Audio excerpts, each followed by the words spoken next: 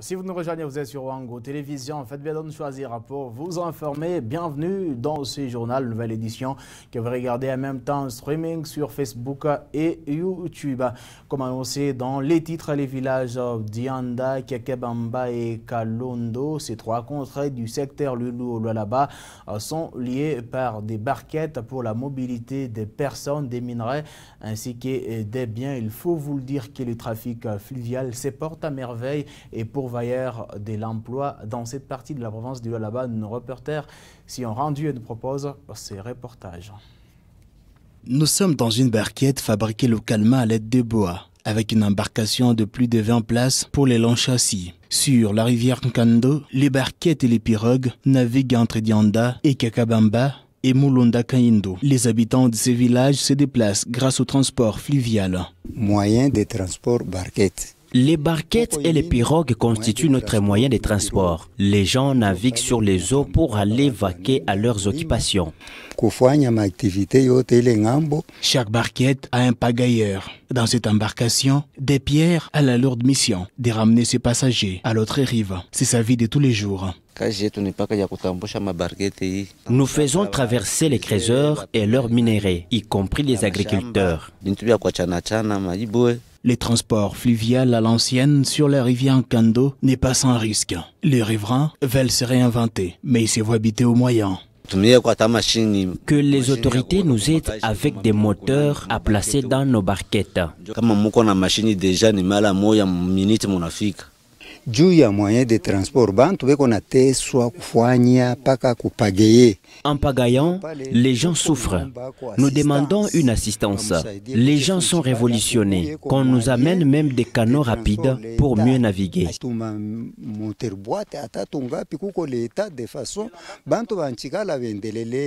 Dans cette partie de la province du Lualaba, le transport fluvial rapporte beaucoup d'argent et crée de l'emploi. La modernisation de ce secteur reste un impératif.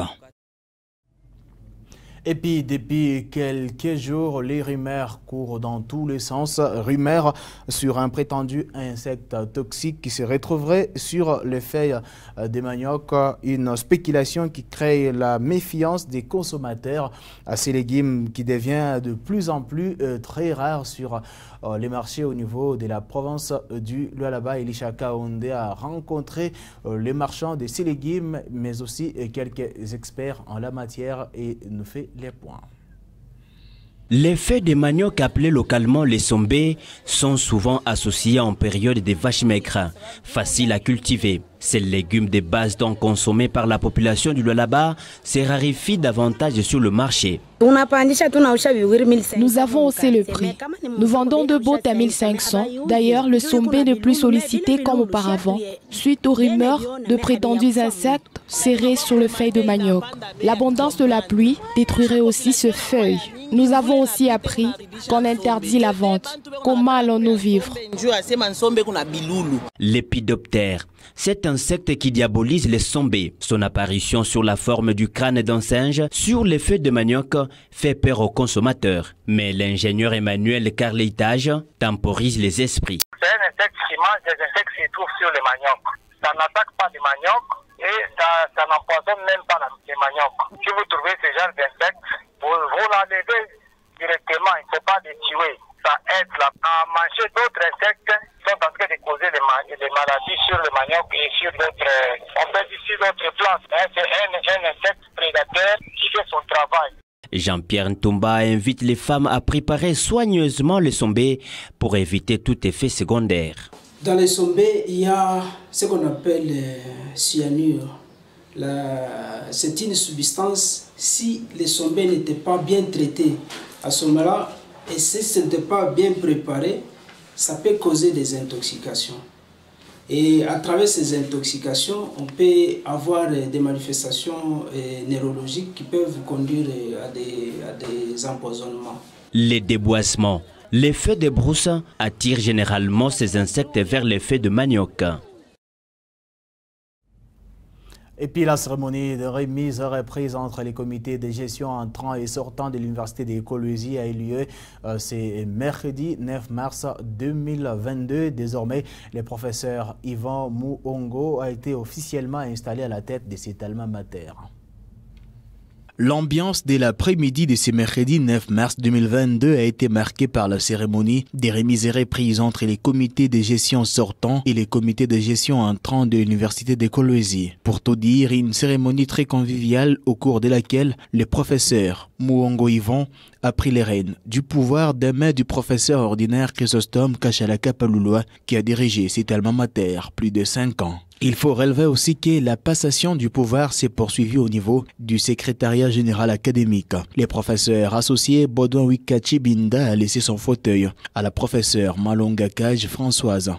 Le secrétariat général administratif sera désormais piloté par le chef des travaux, Thierry Mukendi. L'administration du budget n'a pas été concernée parce que Moulapou, Moj Jean-Claude, a été bel et bien maintenu à son poste. Le secrétaire général chargé de la recherche, le professeur Edouard Nawej, a également été installé. Ce nouveau comité, nommé par le ministre du tutelle Mwindo Nzangi Butondo, a promis de poursuivre les réformes déjà entamées par les comités sortants, en modernisant davantage cette université publique. Madame, Messieurs, votre journal se poursuit. Entrons cette fois-là dans les couloirs des activités liées au mois de la femme. Nous sommes au village Kisenda, à environ 5 km du centre-ville de Kolwezi, où les femmes de ces coins ont aussi célébré la journée du 8 mars de leur manière autour d'un repas copieux préparé par les hommes du village. Toutes habillées en robe cousue à la congolaise, de boissons en main et quelques pas de danse, les femmes du village à Kisanda ont célébré à leur manière la journée dédiée aux droits de la femme. Elle dit, si nous sommes autorisés de fêter aujourd'hui, cela ne signifie pas qu'il faut dépasser les bornes en s'enivrant. Mais c'est un jour où on peut s'asseoir avec les amis, en prenant quelques boissons sucrées, en tenant compte de notre responsabilité en tant que femme. Une femme restera toujours femme, ne deviendra jamais un homme. D'où les hommes sont toujours les chefs et on leur doit beaucoup de respect.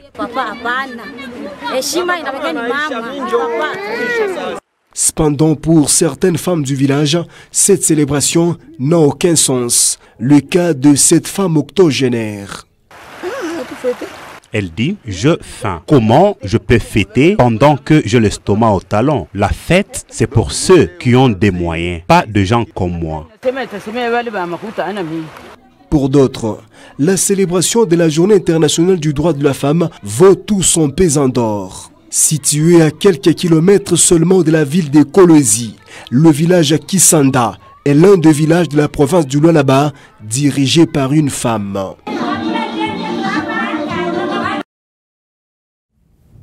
Et puis, les femmes de la décision finale n'ont pas dérogé à la règle. Elles se sont réunies à l'hôtel Kimbangala pour une conférence. Ces dames fidèles à Jean-Marc Kabunda ont été sensibilisées sur l'entrepreneuriat féminin. Au cours de cette célébration qui a connu la participation des différentes délégations, Mado Odia, présidente de la Ligue de femmes de l'Asbel, décision finale venue de la province du Haut-Katanga, a sensibilisé ce père à travailler pour lutter contre la discrimination féminine, mais aussi pour le rayonnement de la décision finale dans la province du Lualaba. J'ai dit à toutes les femmes de la décision finale, qu'est-ce qu'elles ont fait? C'est porter seulement l'épargne ou bien c'est voir aussi à la longue ce que sera la décision finale en ce qui concerne les femmes. Au-delà de l'aspect politique, la structure, chère à Jean-Marc Kabunda, se veut aussi être dotée des femmes entrepreneurs, a renchéri la présidente de la Ligue des femmes, province du Lualaba. Les mamans de la décision finale, je les demanderai d'être responsables. Être maman ne signifie pas d'être seulement à la maison. Une maman doit être toujours dans une structure qui l'aidera d'aller de l'avant. Une sensibilisation qui a accouché des résolutions de création des activités génératrices de revenus. Tout ce que je viens d'apprendre aujourd'hui, je promets de les mettre sur pied, de créer une activité lucrative qui aidera à d'autres mamans d'emboîter les pas. Ces femmes n'ont pas manqué à réitérer leur soutien sans faille à Jean-Marc Kabunda, initiateur de la décision finale.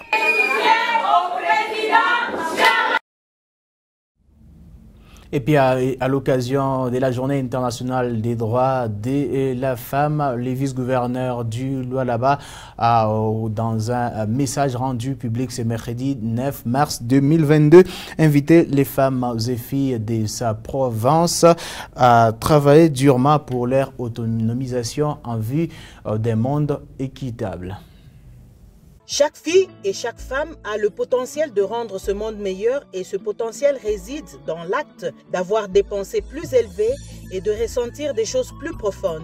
Lorsque les femmes et les filles partout commencent à se considérer comme plus que des objets inanimés, mais en tant que beaux êtres capables de sentiments profonds et de pensées élevées, cela a la capacité de créer des changements tout autour.